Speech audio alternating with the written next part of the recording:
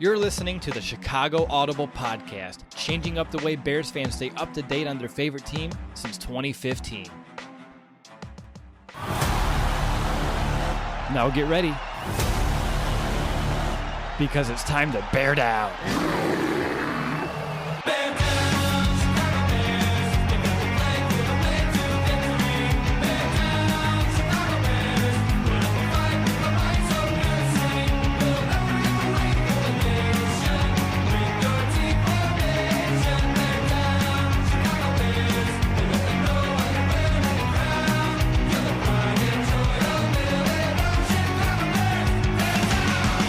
Welcome back, Bears fans, to another episode of the Chicago Audible. There's been a few days now since the 2020 NFL Draft has concluded, and I hope that you are feeling pretty good about the Chicago Bears 2020 draft class.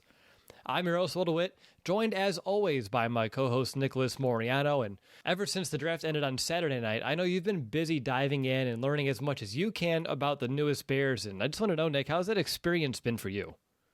You know, it's been a busy one. I think since the draft has ended, we've just been constantly trying to learn more about each draft pick. So we've been busy for sure.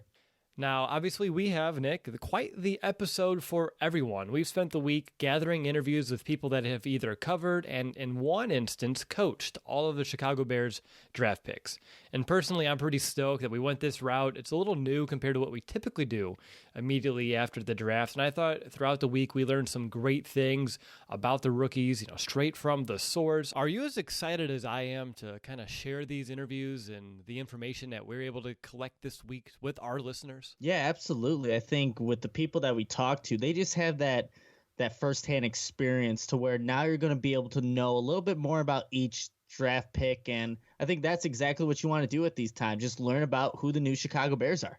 Exactly. That's what this week is all about. And before we dive in, I do want to make sure we take a moment to at least maybe share some of our analysis. I know we did our instant reaction shows throughout the entire draft, but of course, after some time to sit and reflect, and in our case, learn more about the draft class, it's obviously natural for opinions to shift. So, Nick, are there any particular rookies or rookie that you have maybe a change of heart on now compared to the instant reaction episodes, or any just general changes in opinion on the draft class as a whole?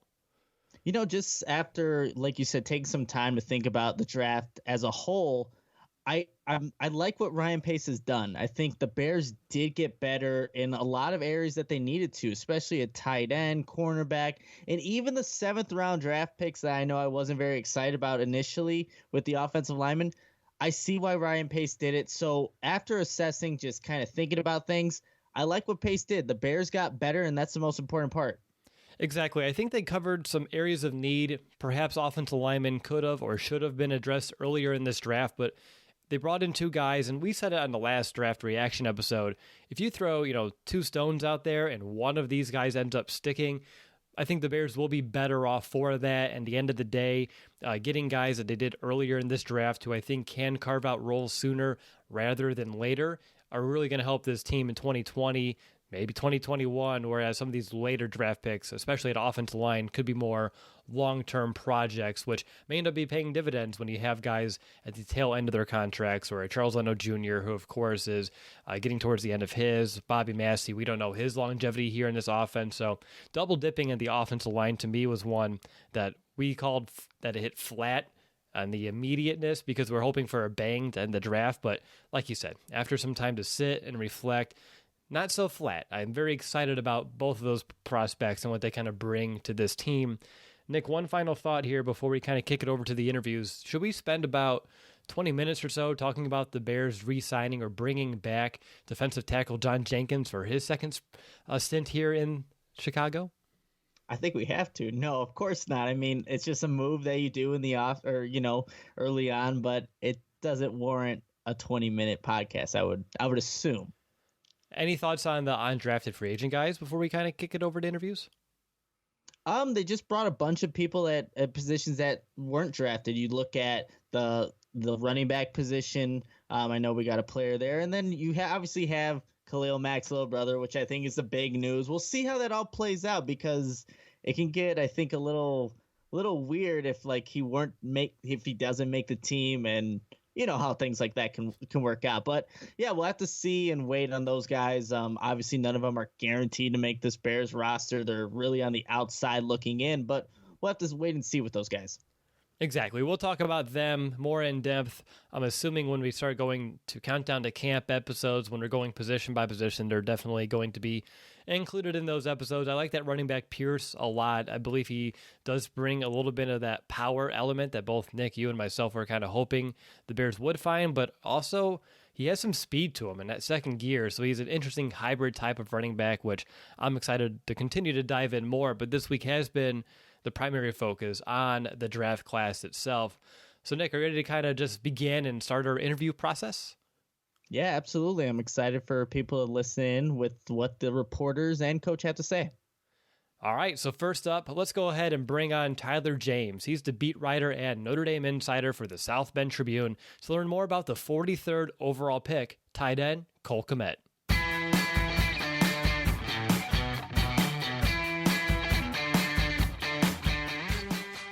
Now, Tyler, I want to know, is there a performance that stands out from you from Kmet that really kind of put him on the radar and gave a glimpse that he can be a top tight end, not just at Notre Dame, but in this draft class? Yeah, I think it would probably have to be his first game of 2019 when he came back from his broken collarbone injury. He came in and played against Georgia, had 9 catches for 108 yards and a touchdown. I think there were high expectations, certainly going into his junior season. And then the collarbone injury happened during camp, and that was a setback. But to see him out on the field against Georgia, having played yet, and maybe a little bit nervous about how his collarbone would hold up, and he's out there stiff-arming guys and taking big hits and not looking worse for the wear. It was a pretty good performance for Cole, and sort of solidified what we expected to see out of him, and kind of launched him into a breakout junior season. Now, obviously, there wasn't a ton of production early on in Kmet's Notre Dame career. Are there certain ways that you did see Kmet grow throughout the years? Yeah, I mean, he came to Notre Dame as, I believe, the number 3 tight end in the country, both according to Rivals and 24/7 Sports. So there were many people that thought that he would turn into a good player, and certainly as a good athlete, being a 2-sport athlete, playing baseball as well for the Irish. But he was certainly big. He always had the size. He added weight throughout his career, and some strength, as you could see in his maturation. But he really was it was just kind of a guy that we were waiting to see break out, and just kind of needed that opportunity, and didn't get a lot of opportunities as a sophomore. Had a high ankle sprain that limited him as well. So it was almost more or less just a matter of time. I think there was always high expectations for him, and he always was a physically impressive athlete. And so it wasn't like he came out of nowhere or anything, but it's just at Notre Dame, they always have pretty good tight ends recently. So right. Even if you're a highly touted guy, you're going to have to wait your turn sometimes. Yeah, Tyler, Nicholas Moriano here. With Cole Kmet being the Bears' first pick in that second round, and there being such a need to see production out of the tight end position, what about Kmet's skill set leads you to believe that he can have success with the Bears? Yeah, I think he can do a little bit of everything. I don't think he is a one-trick pony or anything like that as a tight end. I think he can block. I certainly think he has room to improve there, but he has a willingness to block, and a toughness to him that would lead you to believe that he's going to take on those responsibilities. And then as a receiver, I think he's very physical after the catch, and he isn't afraid to get hit after making a tough catch. He can make catches in traffic. He has done a number of different things in terms of lining up in various spots throughout a formation, running different kinds of routes. So I think he's pretty balanced when it comes to being a tight end. Now, I don't think he's going to be a speed demon and run by a bunch of people, but I don't know that he's going to have guys draping all over him because he can't create any separation either. Gotcha. And Tyler, what was maybe your favorite interaction or favorite story that you did on Cole Kmet? Well, it's funny. I actually saw Cole Kmet because I used to cover recruiting for the South Bend Tribune. So I saw Cole play against Julian Love in high school. They're both from the Chicago area. It was Cole was a year younger than Julian. But so that game actually, their team's quarterback wasn't very good. And so He was playing quarterback that game, and on one snap, unfortunately for him, Julian Love just kind of came up to him and just stripped the ball from him and then took it back for a touchdown. It was kind of tough because I felt very good about Cole as a prospect and had seen him at Notre Dame at camps and stuff, but he was put in sort of a tough position playing quarterback because they didn't necessarily have a guy that could get the ball to him, and so they just snapped the ball to him instead. But he showed his great athleticism. Although that one play, which was kind of funny, two future Notre Dame teammates playing against each other and one taking the ball away from the other. But that was like my one big interesting moment with Cole. Certainly he this past season was available to us more in the media because he was having more of an impact, and he was always very open and honest with reporters, and a guy that really appreciated the attention that was given to him and kind of understood his role. So a very well-rounded person off the field as well that I think Bears fans will enjoy. I'm curious, what kind of player was he perceived to be in the locker room by his coaches and his peers? Obviously, Coach Kelly had some very vocal words in his press conference there on Tuesday this week. Yeah, a good teammate. Certainly, as he was only a junior last year, wasn't a captain, but a guy that guys looked up to as a leader. I think a lot of people respected his ability to play both sports, and that he didn't necessarily, although he would be missing some time for baseball during the spring for spring football, he was still around football as much as he could and didn't let that impact his dedication to the football team. And I think guys around in the locker room really respected that and knew that if Cole was out there, that he was going to give everything he had. And certainly coming back after missing 2 games with a broken collarbone and fighting through injuries during his time at Notre Dame really allowed people to respect what he was doing and believe that he held the team first and wasn't necessarily about himself in most occasions. Yeah, absolutely. And Tyler, how would you summarize Cole Kmet's time with Notre Dame? What will he be remembered for? I think it'll probably just be that when he finally was able to have a chance to produce, he did that. He was able to score touchdowns in his junior season. Certainly, it's kind of a small window of his greatest impact, but he was out there making plays for Notre Dame in games that were close games and games that Notre Dame was trying to come back in. He had a touchdown catch against Michigan, and that came a little bit after a questionable penalty on Michigan, and so the fans were throwing towels at him, and so there's pictures on the internet of yellow towels on top of his helmet after he scored a touchdown. So just a guy that really made an impact in a small window at Notre Dame, really kind of just was another example of the tight end tradition that has been continued at Notre Dame, and I think has sort of kind of laid the groundwork for more tight ends to continue to follow him at Notre Dame as well. Would you follow Coach Kelly there and put him in the same category as like an Eifert and a Rudolph? I would say he's more similar to Rudolph than Eifert. Eifert being more of a receiving threat, I think, of those three, the most of those three.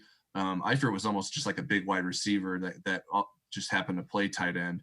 And I think Cole is more of a natural fit at tight end. I think he certainly has some room for improvement in terms of the blocking aspects, but I think that's something he will be able to do. And so, yeah, I think maybe a combination of those two, certainly that's a high praise as both those guys made Pro Bowls. But I think that he has that kind of potential and he can be a really good tight end down the road for the Bears.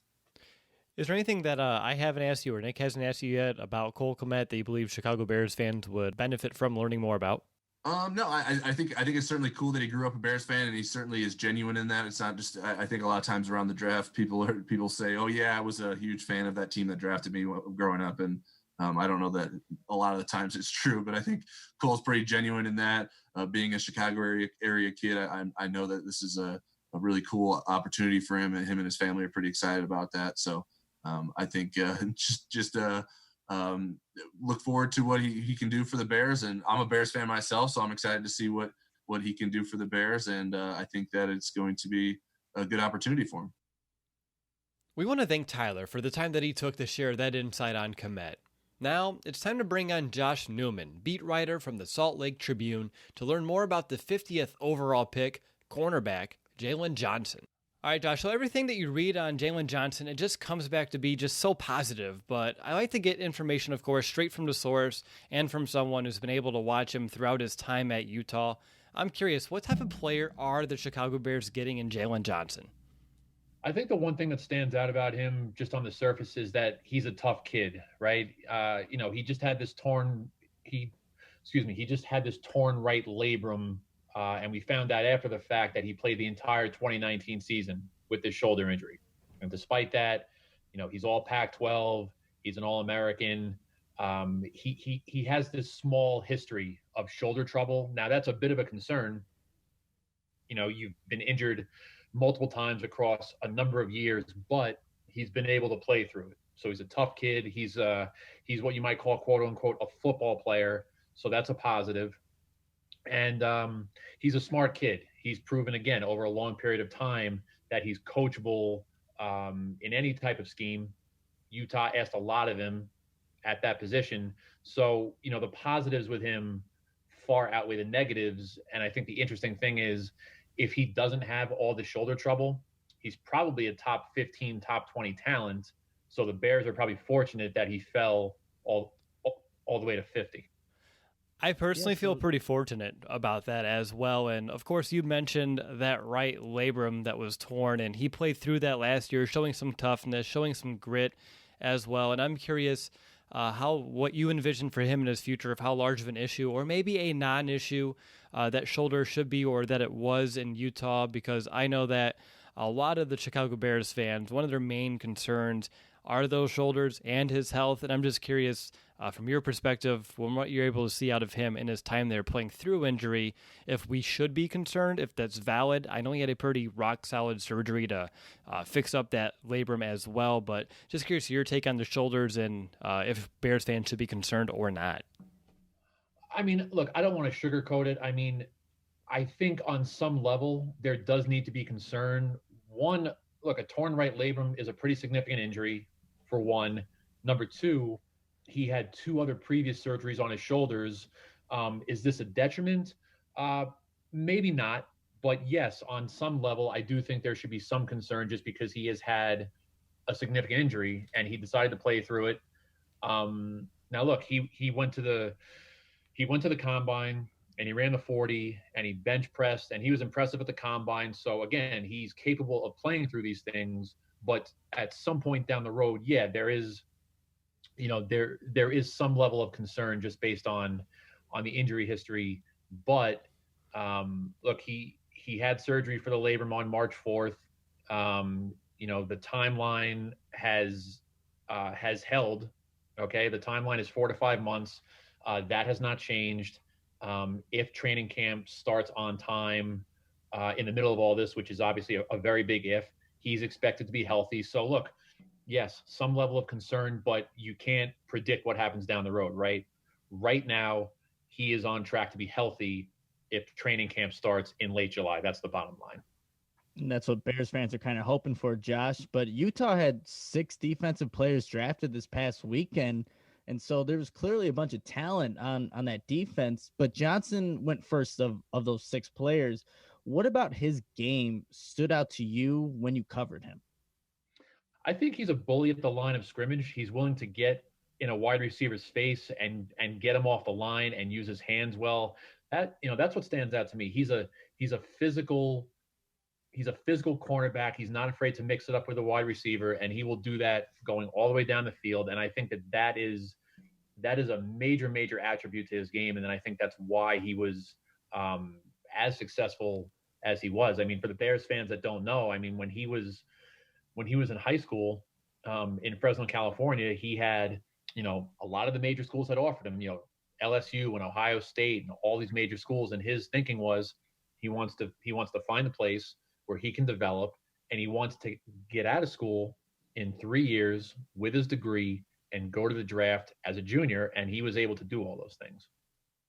And that's great. Josh, what is just maybe your favorite story that you wrote about Jalen, or just a favorite interaction that you can remember just with your time covering him? I think this last 6 weeks, 8 weeks has been really interesting just because, again, the shoulder stuff was not revealed until right before the combine. Nobody knew about this. And the amazing part to me is, okay, you find out about the shoulder, that news breaks like 6 days before the combine. And then you start thinking about it. It's like, wow, he played essentially with one shoulder. He was an All-American. The biggest play of Utah's entire season, they played 14 games. The biggest play of their season was they were at Washington. They're getting outplayed by Washington. And Jalen Johnson comes up with a 39-yard pick six late in the third quarter, saved that game, saved the season essentially, because Utah wound up going to the Pac-12 title game again. And I talked to Jalen a couple of times in the last month in the lead up to the NFL draft, and he was pretty nonchalant about the whole thing. He's like, I'm a football player. Am I hurt? Am I injured? I'm not injured. I'm going to play hurt. And he was just very nonchalant about the whole thing, when the rest of us were sort of amazed that he was able to do all these things, essentially playing with one arm. How would you say that Jalen Johnson was perceived in the locker room by his coaches and his peers throughout his career? He's a leader. He came in pretty immediately as a very mature kid, 18, 19 years old, good upbringing, strong family life, strong home life. Him and his father, again, they had a plan, 3 years in and out with a degree. And he showed up here as very mature and willing to put the work in and willing to be vocal, which is not always an easy thing for a young kid in a position room. And they held steady and they held to the plan and they got it done their way. You don't see a lot of kids. Look, a lot of kids can make these plans, right? Look, I want to do 3 years in school and I want to go to the NFL draft. I don't want to be in school all 4 years, but they did it, and they did it the right way. Good kid, went to class, not a troublemaker. So, he was one of those kids where during the NFL draft process, you're reading their projections. He was one of those kids that you were really rooting for, that you just kind of hope that it all worked out for him. Yeah, just credit to Jalen for being able to accomplish all those goals that he had set out for him. But Josh, how would you summarize Jalen's time at the program? What will he be remembered for? So he's the best cornerback the program has ever produced. And I don't say that lightly, because the University of Utah, especially in the last 12 to 15 years since Kyle Whittingham has been the head coach, they've taken pride in and they've painted themselves as this development type of program. They're not drawing, the blue chip 5-star kids. They're starting to get more 4-star kids now, but their MO is really to bring in, their MO is really to bring in the 3-star kids, develop them and get them out the door and hopefully give them a shot at a pro career. And Jalen was a 4-star kid. He wasn't a super duper stud, but he was a 4-star kid, and he came in and he listened and he bought in, and he is, by any metric, you can ask guys who have been around this program much longer than I have.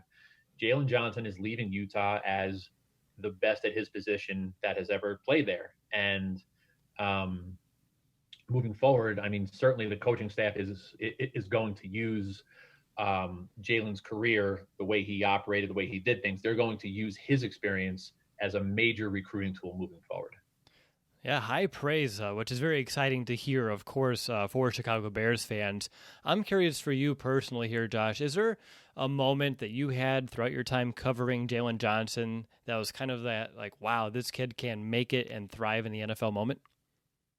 Yeah, I mean, look, the aforementioned play at Washington, and, just to kind of paint a picture, I mean, Utah has only been in the Pac-12 9 years. Okay, they were in the Mountain West for a very long time, and with all the conference realignment in the last decade, Utah's been in the Pac-12 since 2011, and they've steadily made this progress, right? Trying to get to a Pac-12 title game, trying to win a Pac-12 title, and Washington has been one of those teams that has really kind of stood in Utah's way. So 2019 season, they're older, a lot of seniors. They had to go to Washington. And if you don't beat Washington, you don't give yourself a chance to win the Pac-12 title. So, tough home environment at Washington in Seattle, and they're losing, they're getting outplayed.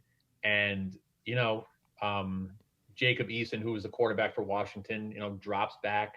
Jalen Johnson jumps the route, picks it off, takes it to the house. And that was a real turning point in the game. And not only the game, that was a turning point in their season. And, they win that game. They wind up winning the Pac-12 South.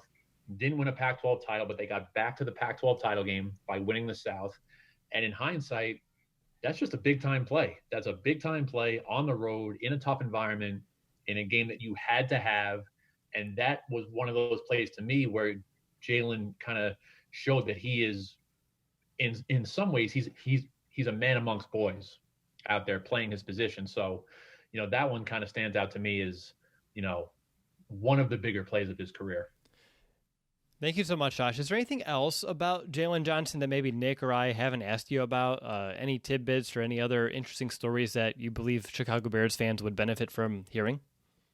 I would say just from a media standpoint, just from dealing with him a handful, he's a very personable kid, right? He's very polite. He's very well-meaning.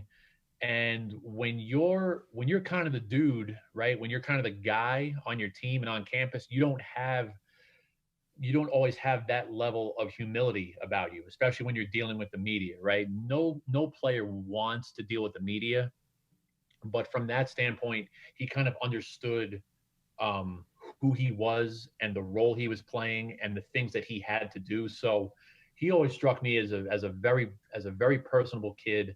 Very easy to talk to, very polite. And that especially holds true like during the pre-draft process. Now, look, he was out of school. He didn't have to talk to me at all in the last month. He could have declined all of the interview stuff. But again, he knows who he is and he understands who he is, and that the media stuff is just part of the deal. So he's been great to talk to this entire time. Just great hearing about, just Jalen and that he didn't let the moment kind of get too much to him, right? He's still staying who he is, like you were saying, Josh, and that's, a credit to him, and he's just going to be a really good asset to this Bears locker room. Staying to who he is, and again, I really think, I think he's going to walk into that locker room with a chip on his shoulder because, again, a lot of people kind of viewed him as a top 15, top 20, day one type of guy, but the shoulder stuff got in the way, That's unfortunate. So he drops all the way to 50 in the second round. And I think he's going to walk in there with something to prove. And I think he's going to walk in there with with an opportunity to start right away, assuming that we have a season, obviously. So we'll see. Real strong stuff there from Josh on Johnson. Personally, I love the fact that he called him the best cornerback that Utah has ever produced. So here's to him providing an impact at the next level in Chicago. All right, let's head on down to Oklahoma with Kelly Hines, a sports writer for Tulsa World, for more insight on the Bears' next draft pick, edge player Trevis Gibson. So, Kelly, I want to know, what did Trevis Gibson mean to that Golden Hurricane defense? Obviously, he was a difference maker, but from someone who's able to watch that team, watch that defense, what did he mean to it?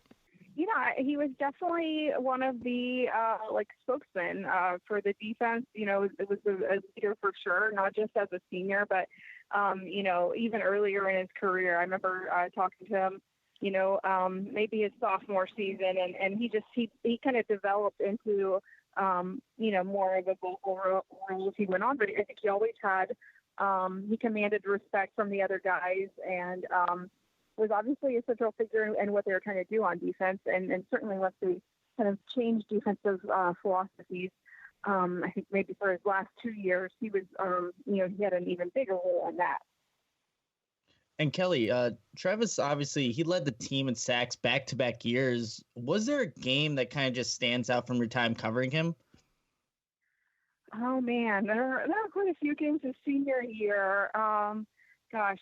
It's hard to remember which games those were, because it seems like a lifetime ago. But, I remember going into his junior year, he was really hoping to set the sack record at Tulsa, which he did not do. But I think it just kind of, what stuck that stuck out to me about him more than anything was that he set like really high goals for himself that, even then I remember thinking, I don't know if that's possible. And it really wasn't possible.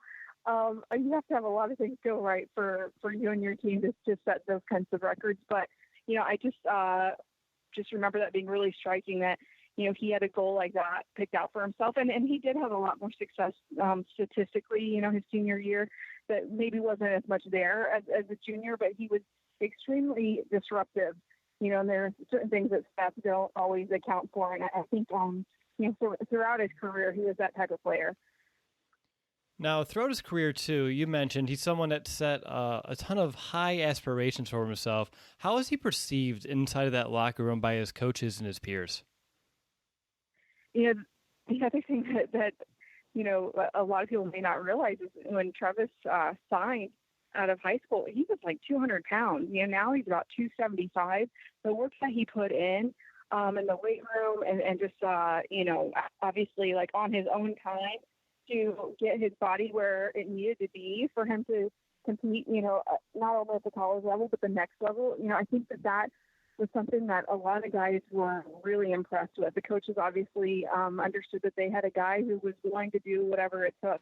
And that, was, I remember him telling me once about peanut butter sandwiches at, midnight, just trying to get his weight up. And once the season started, keeping that weight on was a real challenge. He's so athletic. But, that was probably the biggest difference, in what he was at the beginning of his college career versus what he is now. Just the fact that he was willing to put in all of that effort and he knew what he needed to do to get there. And I think that was impressive for everybody in the program. And Kelly, just from your time covering Travis, is there a story that you may have done just from covering him that kind of, again, stands out, something that you won't forget, just, again, covering him for the number of years that you did? Yeah, I did tell that story on just when I was talking about him trying to get his weight up and all of the effort that he put into that. I think, the way he transformed himself was just really striking. And I think that, he had potential going into his college career, but to see the way he, finished up and now obviously have a chance to play in the NFL, that's pretty amazing. That's a journey that, most guys, all guys dream of, but you don't really think that it's a real possibility. But, his older brother played college basketball, played overseas some. And I think he kind of knew what it would take to, get to that sort of point with his own career in football. And, I wrote several stories that, not really a definitive one, but those are the things that kind of stick out to me about him. Gotcha. And how would you summarize Travis's time just with the program? What will Travis be remembered for? I think he was just, he was known as being a guy who, always brought it. I think that he was high energy. He was, he had that sort of chip on his shoulder that he, carried with him because he didn't have a lot of offers coming out of high school. And I think that how he wound up at Tulsa, that kind of shows that it doesn't matter, your stones and all of that stuff, if you have some potential. And obviously he had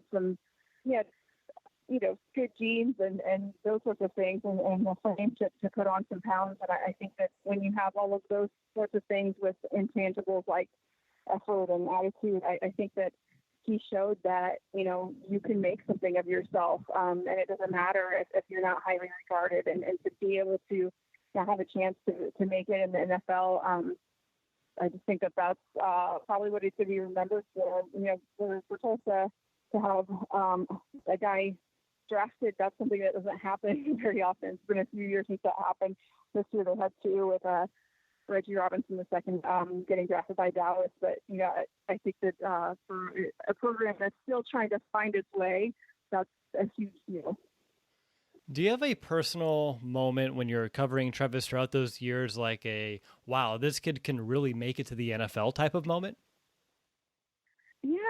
I just remember seeing flashes of that like early in his career, and then once it got to his junior and senior seasons, there were, more of those moments. And you start to think, if he can do this, if he can do that, then he might have a chance. And those things started to come together, especially when before his senior year, to see the way he had transformed his body. I mean, that was pretty incredible. But, I kind of thought that he had a chance to be whatever he wanted to be, if that was in the NFL or in, career beyond that. He just is the type of guy who carries himself really well. He, always looks you in the eye when he talks to you. He shakes your hand. He refers to you by name. I mean, there's little things like that, for those of us as beat writers, those are things that go a long way. And he always, remembered my name and would speak to me even whenever I was there to interview him. So he's just been a really impressive guy to get to know. Is there anything else about Travis that maybe Nick Rye didn't ask you that you want to make sure that Chicago Bears fans know as he enters his rookie season? I think that he's probably going to need a little bit of time. I think that it's obviously a pretty big jump from playing in the American Athletic Conference to trying to make an NFL team. But Sure. I think that if people are patient with him, I think that he could, definitely show what he's capable of doing. Gibson really seems like he has the confidence and aspiration to really take flight. But like Kelly said, it just may take a little bit of time. Now moving on to Kendall Vildor. Here to teach us more about Vildor and his time at Georgia Southern is McLean Baxley, who covers the team for Savannah Now. Now just a heads up that this recording had to take place over the phone, and McLean, he didn't have the best cell service. So I attempted my best here in the editing room, but I do want to be upfront with any perhaps technical issues, just like I always do. When I look into Vildor, everything seems to circle back to the game that he had against Clemson in 2018, where he didn't allow a single reception. I want to know, did that performance stand out as much back then as it does now? Yeah, I think that game was definitely the game where he kind of, turned that corner of just becoming, another defender and, G5 school to a guy that can actually produce and do well. He's the reason that, Trevor Lawrence ended up starting over Kelly Bryant from the rest of the season, but he had that interception against Bryant and, just locked down Power 5 and a national championship winning team that for most of the season was dominating a lot of teams at the Power 5 level. Now, last year, of course, Vildor, he did have that ankle injury that he suffered in October. I want to know, how much did that actually impact the rest of his season? I know he missed 2 games, but did that have a lingering effect after he returned?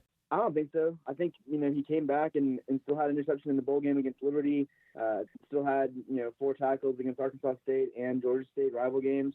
I think, him being out kind of hurt the team more than it hurt him. Other than that, he came back and was the same competitor and same defender as he was prior to the injury. And so I don't think he had much of a setback from that. Now, just getting some general questions here. I want to know, have you had any interactions with him, or do you have a favorite story from Vildor's time at Georgia Southern? So I've been around him a good bit. He's kind of the guy that in post-game they send the offensive player and defensive player up, and a lot of times it is Vildor after having a good game.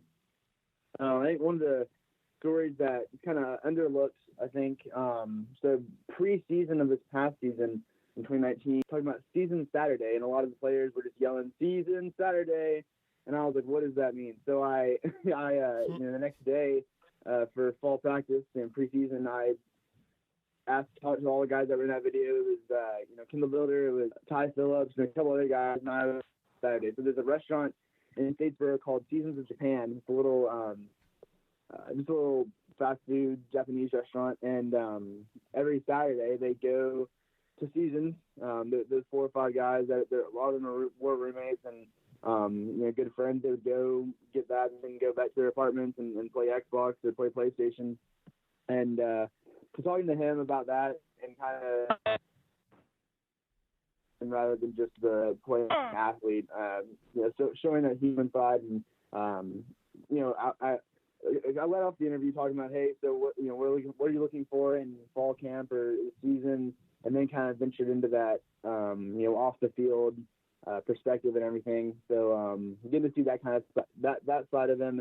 You mentioned that he was perceived or he was known as being very competitive. Is there any other ways that you would explain that how he was like perceived in the locker room amongst his peers, amongst his coaches throughout his time there? Yes, I mean, the top dude was captain, and that speaks to off the field just as much as it does on the field. I think he played with that underdog mentality. I talked to his high school coach and guys that have known him for a while, and they said that, even when he was 15, 16, even now, and he's 21, 22, he keeps that underdog mentality of, he was underlooked in high school, didn't get a lot of offers, so he came to Southern, and he kept that throughout the 4 years, and even, after the 4 years, going into the draft and now into the NFL. And so I think he commands that respect from a lot of guys because he's smaller. He's 5'8", 5'9", not the biggest guy on defense, but he still he wasn't his side of the field wasn't thrown to a lot this season because teams knew that how good he was, and so though his stats weren't as great this season, he still commanded that respect and commanded that respect of who he was and who he was as a player, and that goes into off the field also. Like a lot of the younger guys looked up to him, and he coaches and leads by actions and leads by example of always working hard in practice, always at every drill, whether it's a warm up or a game against LSU, he gave 100% throughout all 4 years. Now, throughout those 4 years, what kind of legacy did he leave behind? What's he going to be remembered for when it's all said and done? Well, technically it is already all said and done, I guess, but you know what I mean. Yeah, I think that just leading by example for sure. There's a lot of younger guys now, with Voter leaving and also Monclaven and Brinson on the other side of the field at cornerback. They're both leaving now. So it's a lot of younger guys that are having to step into roles and play. Granted, if we have the season when it starts, they're going to be playing against really good teams. Ole Miss, Boise State, App State, all these guys that is on the schedule. They're going to have to step up into their starting roles and take on the same way that Kendall and some of the other guys that left did. And so I think that's going to be one of the biggest legacies, just attacking every day and every practice, every game with the same intensity as you can. I think that's one of his big legacies for sure. Now, McLean, obviously you've been watching Kendall throughout his entire time there at Georgia Southern. I'm curious, do you have a personal, wow, this kid can make it and play in the NFL moment? Probably that Clemson game last 2018, when he intercepted Kelly Bryant.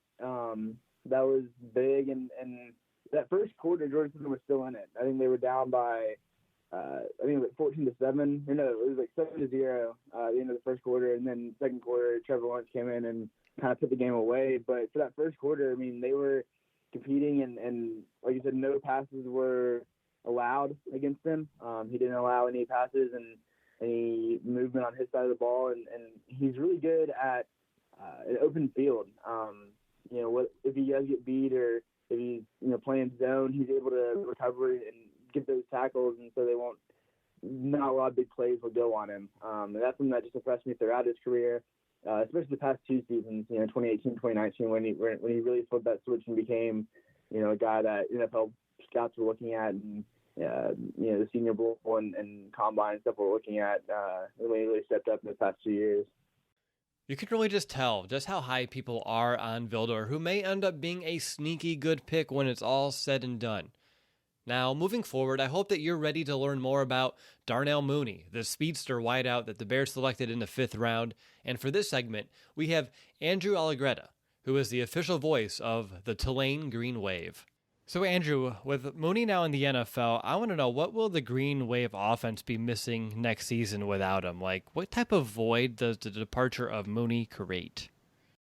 Well, so Darnell Mooney was a guy that offensive coordinator Will Hall was able to use in a lot of different positions. You may have seen a couple of quotes from Coach Hall about using him on the boundary, somewhat on the inside, partly because Tulane's offense lacked depth at the wide receiver position. The other wide receiver is this guy by the name of Jalen McCleskey, who signed with the Atlanta Falcons. So it's actually kind of hard to say exactly what the offense will miss. when it comes to Darnell Mooney because he was placed in a bunch of different spots, and Will Hall was able to use him like that. But basically, he was the primary target. He was the guy that was used on the boundary. He would run the deep routes. He had a ton of speed. He was able to stretch the defense. So they're going to have to replace that sort of athleticism and speed downfield next year. Yeah, absolutely. And Andrew, you had the opportunity to call a lot of Darnell Mooney's games. What play stands out from when you go back and reflect on the 2019 season? Wow, what play specifically? There's a couple of different plays that come to my mind.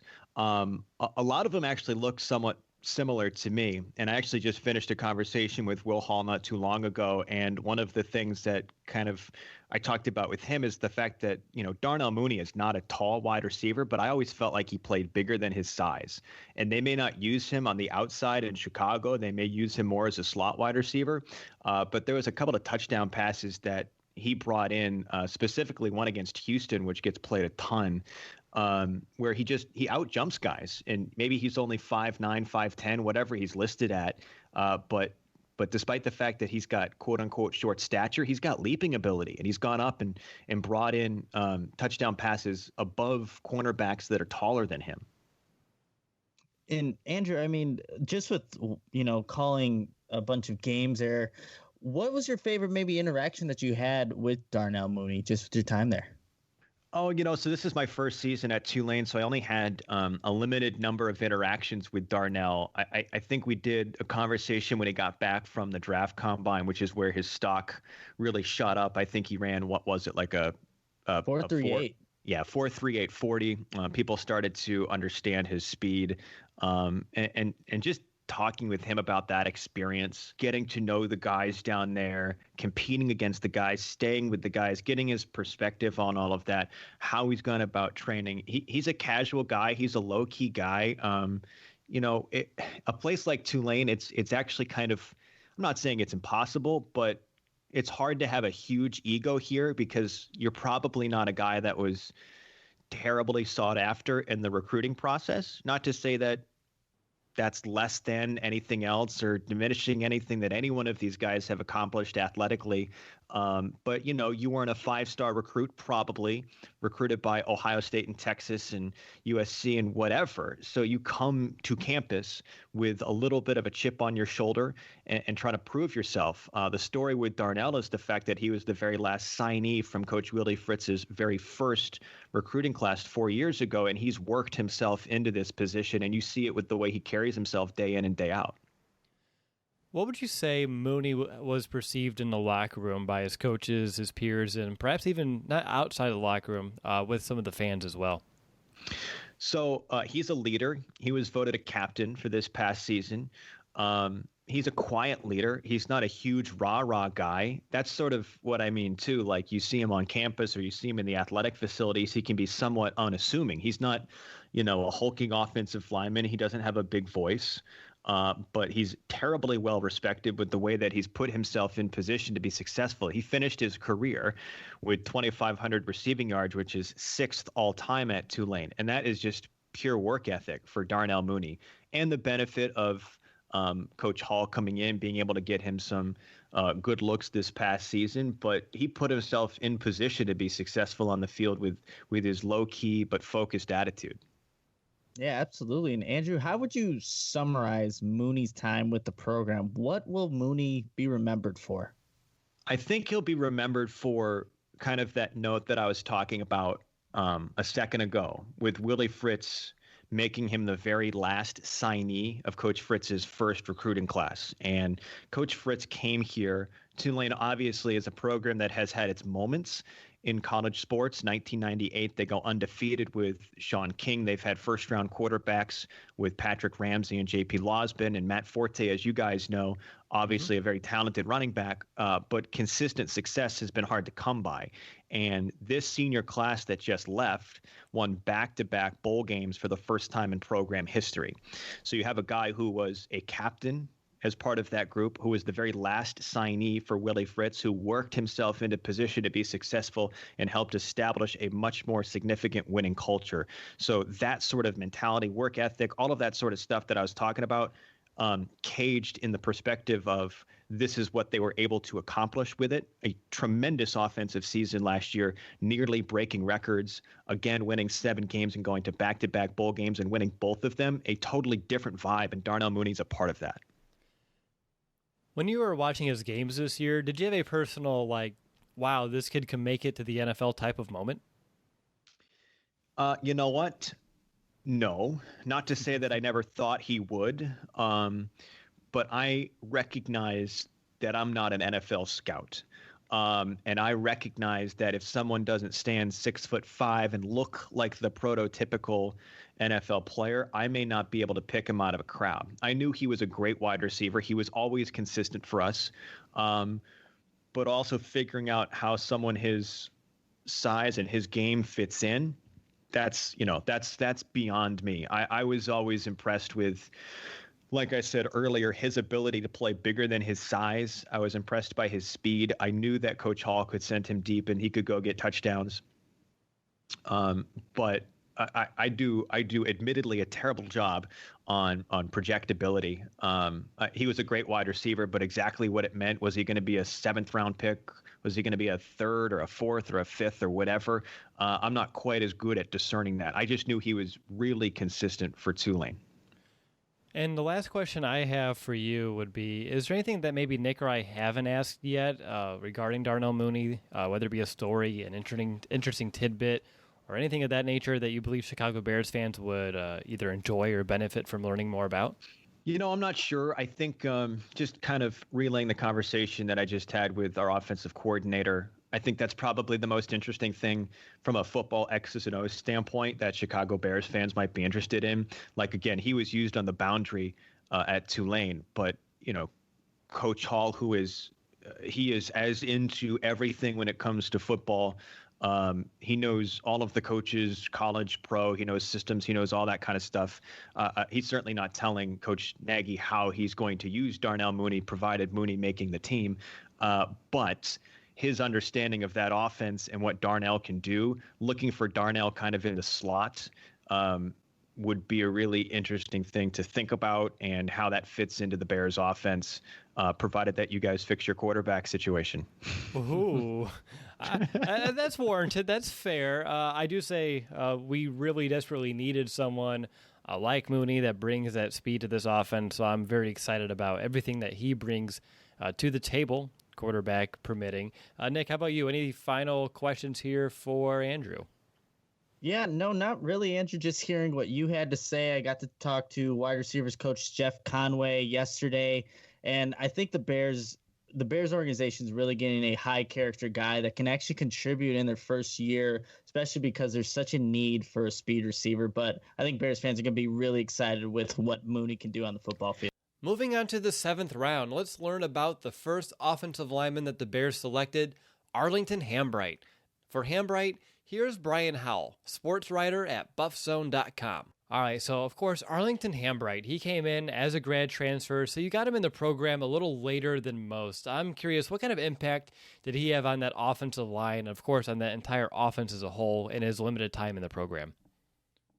He did a really good job of just kind of solidifying that line. CU has not had a great offensive line for a number of years, but he's actually the first offensive lineman drafted in 7 years since David Bakhtiari, who's now with the Packers. But he did a good job. They had a left tackle that was a sophomore last year, played most of the previous season at left tackle. Arlington came in and really solidified left, moved that other kid over to right, and that really helped CU have 2 pretty good bookends there. And Arlington played well. I mean, he was probably their best lineman, most consistent lineman from start to finish. Now, a lot of Bears fans, they were a little underwhelmed at the fact that the team was drafting an offensive lineman in the 7th round, but can you explain to those fans why maybe they shouldn't sleep on an Arlington Hambright there for the pick? What does he bring to the table in terms of those strengths that should get fans excited? Well, he does have good size, and I think he's got a lot of upside. And he did not play a ton of college football. He started the JUCO route. He went to 3 colleges. Started in the JUCO route, was a defensive lineman, and then moved over to offensive line over his JUCO, and started at Oklahoma State for a pretty good team. but then had some injuries. And so, and then transferred to Colorado and started the whole year last year. Last year was his first year of college. He played a full season at left tackle. So, he's got a lot of growth there. I think he's got a lot of potential to really develop and get better as he gets into a system. And, I don't know if he's a practice squad guy or whatever, but I think he's a guy that, 2-3 years down the road, you'll see is a lot better than he is right now. Throughout your time there, that kind of crossed paths with Arlington, do you have a favorite either interaction or a story that you did on him? Not really, because there wasn't a whole lot of time. He got there, last summer, and so we just had him for a few months. Just a real personable kid. I mean, nothing real memorable with him, but he is real personable. A nice kid, and always good to talk to. Nothing super memorable that jumps out at me, but just definitely, a guy that fit in right away, really meshed with his teammates, and did a good job that way. Can you explain to us like how he was perceived in the locker room, either by his peers and or his coaches?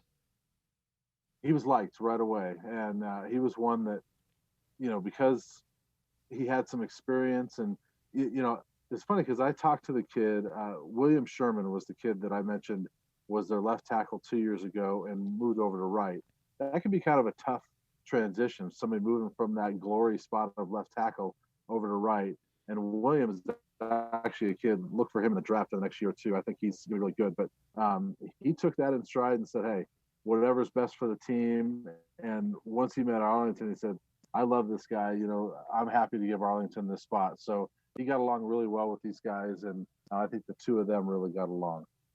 Now, like you said, not a lot of time in the program, bounced around from a few schools, but when it's all said and done, what do you believe Arlington Hambright will be remembered for in the program? I think he'll be remembered for coming in and really doing a good job with that offensive line in the 1 year he was there. I mean, they, like I said, they haven't been a great offensive line, and CU was 5-7 last year, but their sacks went down dramatically last year, and a lot of it was him. And just the protection he gave Steven Montez, for his blindside last year was really good. So I think Arlington did a really good job there. Do you have a personal moment when you were watching him last year that it kind of dawned on you, like, hey, this kid, he can make it to the NFL?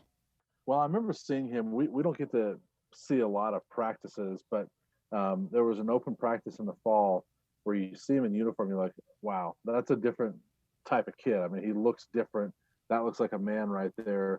And really, I think just all year, just kind of watching me, thought this is an NFL potential type of player. Just because there was nothing flashy about him, but he went out there and he just made blocks, and he was a guy they could depend on and run behind.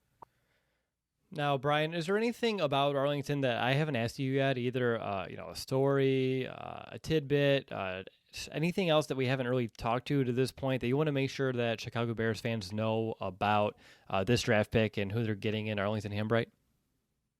Well, like I said, I think you're just getting a solid kid. I mean, someone that is going to put his head down and go to work. Someone that is going to, I know he's going to relish this opportunity. I actually reached out to him, sent him a message after he was drafted and told him congratulations. And, he wrote right back and said thank you. And, he's someone that appreciates where he's been, the journey he's had to take to get there. And, he's not going to take this for granted. I think he's going to go out there and work. Great. I think that should do it, Brian. It's pretty painless. Yeah, I hope I gave you something there. It was hard, just like I said, he wasn't there super long, and so there wasn't a whole lot of time to really get to know him that well. Right. No, it's between that and, of course, offensive linemen are usually, too, one of the harder, people to get information on, or it's hard to, if they do their job, there's nothing to talk about. Right. Well, that was kind of the deal with him. He did have, he went through a little spell where he had, I think it was false start penalties, a couple games in a row, but that was kind of an offensive line issue. Like, it seemed like everybody was going through that for a few games, but I think he's just an interesting prospect. I mean, like I said, CU's outside linebackers coach was his defensive coordinator in junior college. And so Arlington played defensive line in junior college, and so he didn't play that much offensive line in college. So it'll be interesting to see how he develops. See, now that's something I learned. I did not know he played in defensive line in JUCO. So that was a good tidbit. Yeah, and so it was interesting because the guy they hired as the outside linebackers coach last year, as you're looking at him like, wait a minute, he was at the same school Arlington was, and he realized he was his defensive coordinator. So,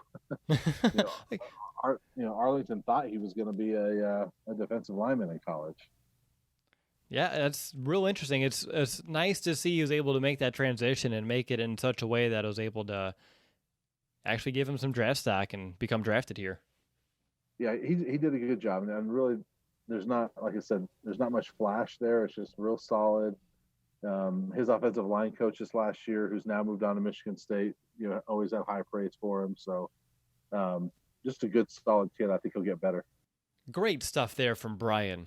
Now, last but not least, Nick had the opportunity to go one-on-one with Lachavious Simmons, offensive line coach from Middle Tennessee State. So, Nick, I'm going to go ahead and just hand this one over to you. Thanks, Will. So I got the opportunity to talk to Russ Ehrenfeld, the Tennessee State University offensive line coach. Had an exclusive interview with him about Lachavious Simmons, but here are some of the questions and answers from that interview. Russ, what was it like coaching Lachavious Simmons?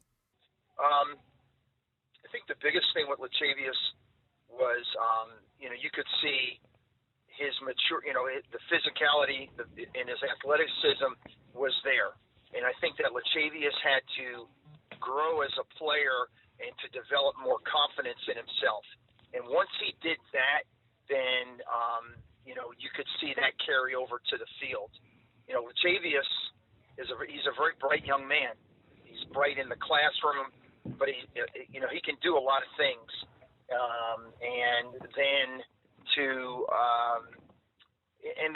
On the football field, it's the same way. I mean, here's a guy that in numerous games went from playing guard to tackle, and there was no drop off, and he can also play center, and did some of that in some of those practices out in Hawaii at the Hula Bowl. So he is a very talented young man, and I think he's got a tremendous upside. Coach, you just talked about Lachavious's versatility.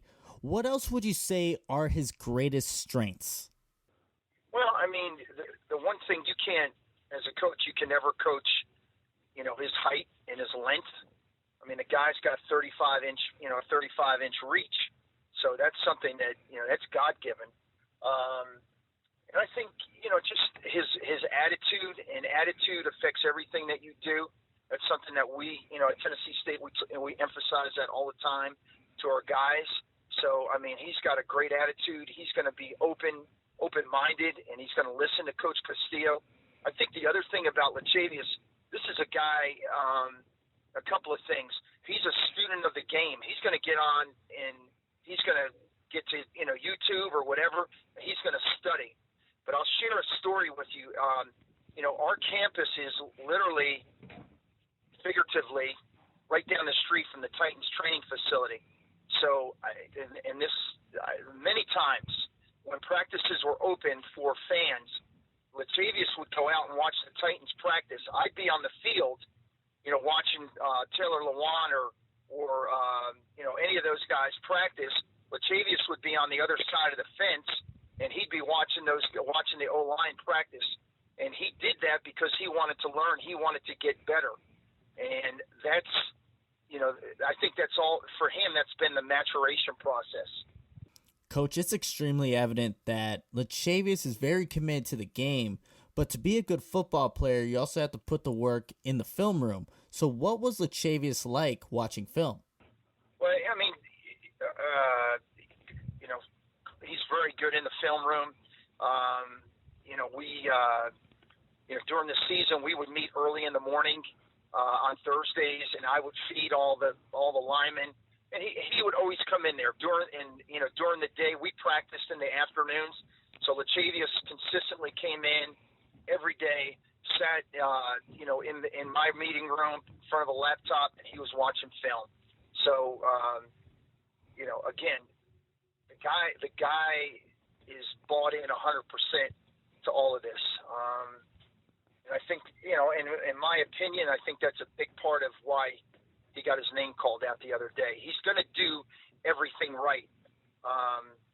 He's not going to ever, you know, he's never going to embarrass the Bears program. He's never going to do anything crazy. This is a great young man who has been raised right and has a great moral character, and he's going to do some great things. I really believe that. He's a grounded young man. Russ, we just got done talking about what Lachavious was like on the football field. What was he like off of it? Do you have any memories that kind of just stand out above the rest? Well, you know, you have to understand where he comes from and the history of that area, and that, you know, that just like all of us, you know, we're kind of a product of our environment. So, you know, he like I said earlier, he's a grounded young man, but he grew up on the farm, and he's growing up, you know, building stuff and working on trucks and cars, and he can do all of that. But, you know, he knows about cows and pigs, and I'm from northern New Jersey. I grew up 15 miles from New York City. So I would mess with him all the time about stuff like that, because I have no earthly idea about cows and pigs and things like that. So, you know, he would tell us stories about, yeah, Dad, or Coach, I'm down on the farm, and, you know, yeah, we're doing this and we're doing that. And I'm like, oh, okay. You know, so, you know, again, a great young man. Always has a smile on his face. Well respected, well liked by everybody on our campus, and just a solid person. And you know, there has never, since I've been with him, since he's been at TSU, there was never an off the field issue with him, you know, with doing something crazy with alcohol or drugs or anything like that. That's just not part of who he is. And that goes back to where he was raised and how he was raised. Russ, how do you think Lachavious was perceived in the locker room by his teammates? Well, I think that, you know, obviously as he matured and he grew as a person, and, you know, so, yeah, he definitely was well respected. You know, and we had a really good, you know, we had a good group, a good meeting room this year with, you know, with some solid young men. You know, and more than anything, I think Lachavious, for the younger guys, you know, they looked up to him, and they saw, hey, you know, especially at practice, the scouts that were coming in all the time, and they were looking at Lachavious, they were looking at, you know, a couple of our receivers, and so, yeah, no question that Lachavious is definitely well respected, and you know, and they're all, I know on Saturday that group, that O-line group, they were all hitting him up and texting him, and because you know, there's a thing, in our building, we're on the third floor of a building called Henkel Hall, and our head coach Rod Reed, he started a thing with the offensive linemen or any offensive guys that have gotten drafted down one hallway, and the same with defense. So if you go down the defensive hallway, you got Dominique Rodgers-Cromartie's jersey up there. You've got Anthony Levine. You got Richard Dent. You know, you've got some, you know, and on and on. Offensively, we've got, you know, right now I've got a bunch of offensive line jerseys up there from, you know, Benny Anderson and Lawrence Smith and now Lachavious and Robert Myers and Kadeem Edwards and Demetrius Rainey and Cecil Newton. So, you know, and I said to Lachavious the other day, I said, now you got to put your jersey up there. But, you know, so our guys, our recruits, our players, they go down those hallways and they see some of this tradition, and that's huge. I mean, that's huge to see those jerseys, and, you know, that you can do that, number one, coming out of an FCS program, that you can get drafted, and then number two, out of a, you know, historically black college. That really is a cool tradition that you guys have there at Tennessee State University. But Coach, in order to get your jersey hung up on that wall, you need to make a bunch of plays. So are there plays that stand out about Lachavious Simmons that really embody who he is as a football player? You know, I think I don't, there's so many, and I think where, like, I've seen one highlight that has been put together, and that may have come from the Bears, and then Lachavious has his posted on YouTube, and I went back, and this is the honest truth, the other night, probably around 1 or 2 o'clock in the morning, I couldn't sleep, and I was watching his highlight that he put together, and just how he was mauling people. He'd get his hands on you, and he would just drive guys to the ground. And it was impressive. So, there's quite a few, I'm sure. Like this year we played, Middle Tennessee, which is a FBS program and more scholarships than us, and we rushed for over 200 yards against them, and didn't give up a sack, I believe, and I was watching some of that. I mean, he's just dominating people, and it wasn't just him; it was all of them. But the young man, if you don't get caught up with the numbers of this round or that round, and you got a great O-line coach up there and Coach Castillo, the young man is going to work. He's going to work. He's going to buy into what Juan is teaching, and he's going to do a great job for y'all. I believe that with all my heart. Bears fans are definitely going to be excited to hear that. Before I let you go, though, Russ, do you have any final comments or feel that I'm missing anything that Bears fans need to know about Lachavious Simmons? Well, I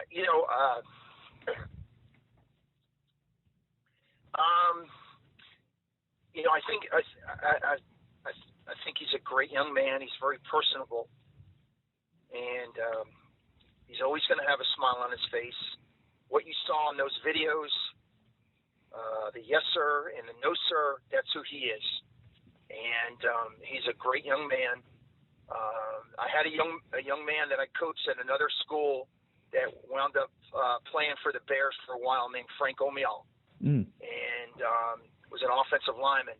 And when the scouts were coming in and they were talking to me, and they inevitably would ask me, like, well, Coach, who does he compare to? And I would say, well, he reminds me of Frank Omial. Frank Omial was a 7 or 8, 9-year NFL draft, veteran in the league, and he was drafted by the Falcons, and then made it to Chicago, and then from Chicago finished his career up in Seattle. And Frank played multiple positions, and Lachavious reminds me a lot of him, just all the way around, the total person, with character and then, as far as playing ability. So, again, I think you're getting a great player. I don't flinch on saying that, but you're getting a better person, and he'll do a good job for you. I really believe that. All right, well, that's going to do it for the interviews that we're able to compile this week on all of the Bears draft picks. Nick, any final thoughts before we kind of close up shop for the week? Any big takeaways from all the interviews that we were able to do? I think just after listening to all the reporters and the coach, what they had to say about this draft class as a whole, I think there's a lot of leaders on this team from their respective colleges, and I think you can work with that, especially for Coach Nagy, just taking in this group of rookies and molding them to be now Chicago Bears. So I think as fans, they should be excited about this draft class because, like we were talking earlier, you can have some contributors early on, and then down the road, some guys that potentially can fill some holes for the Bears when they come. So it's an exciting draft class, and I'm excited to see them grow as they take on their careers here. Oh, absolutely. You said it. High character types of players, good leaders on their programs, now entering the NFL, of course, as rookies. They're going to need to find their mentors and people to attach to as they learn the nuances of the pro game. But I loved that everyone, and the theme just kept circling back, just how good of people these players were off of the field. They, of course, were very excited about all the elements that they can help the Chicago Bears on Sundays inside of games, but just hearing what type of people they are off of the field just continues to give me confidence that the culture inside of Hallis Hall is a strong one, and one that you don't have any of those character concerns, at any of these positions for any of these players. And when it comes to the draft picks, Pace didn't really break away from that mold. He's bringing in people of high character, great morals, and people that you don't have to really worry about in the future, maybe, getting into some of those issues that you see other players around the league kind of entering. So for me, just excited about the types of people that we got in addition to the players as well. All right, well, that's going to do it, Bears fans. I want to thank you for tuning into this week's episode. We really do appreciate each and every one of you who took the time to give the show a listen.